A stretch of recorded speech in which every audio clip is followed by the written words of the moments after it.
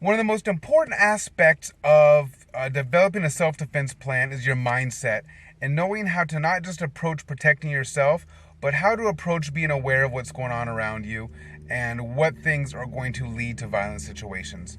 And one thing we all need to do is get away from the idea that violence is a social problem, because most violence is not a social problem.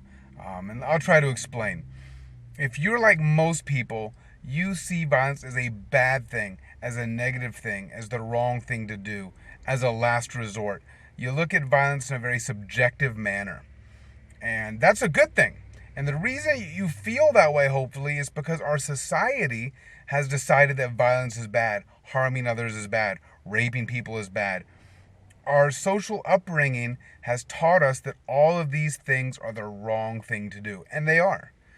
Um, but violence doesn't operate within a social structure, it operates within an asocial structure.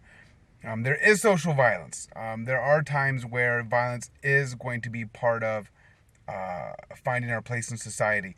For example, you go to a bar and you have two loud mouths. Next thing you know, they're bumping chests and shoving each other, and they get in a fight.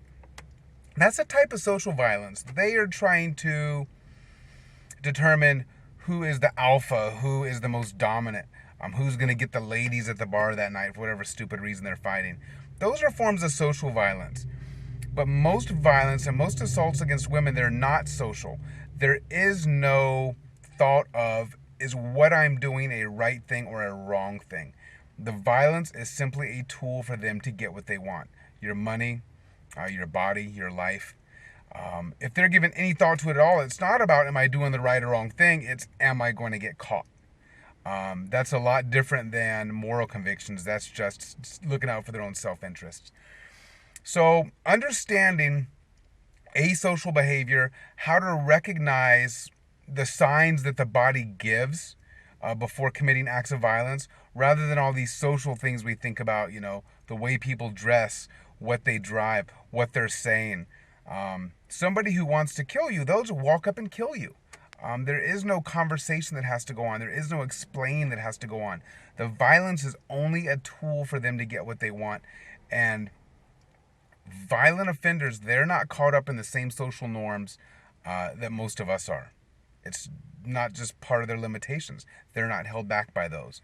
So understanding that and understanding that violence is not a social thing most of the time, but it is the vast majority of the time an asocial act done by people that aren't considering right or wrong. They're considering what they want, and they understand one very important thing that most people are unwilling to accept is that most of the time, if you want something immediately, violence is the absolute best tool to get it. So when you're thinking about a self-protection plan and thinking to yourself, I only want to use violence as a last resort, which you should feel that way, or violence is bad, or you're caught up on the fact that I could never do that to another human being. Just know a violent act, by its very definition, is one person causing physical harm or injury to another person. So when you're in a violent encounter, at least one person's going to be using violence.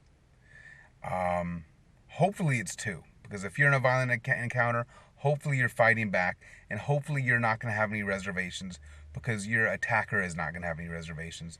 They're not operating on the same social structure that we are. They're operating on an asocial structure.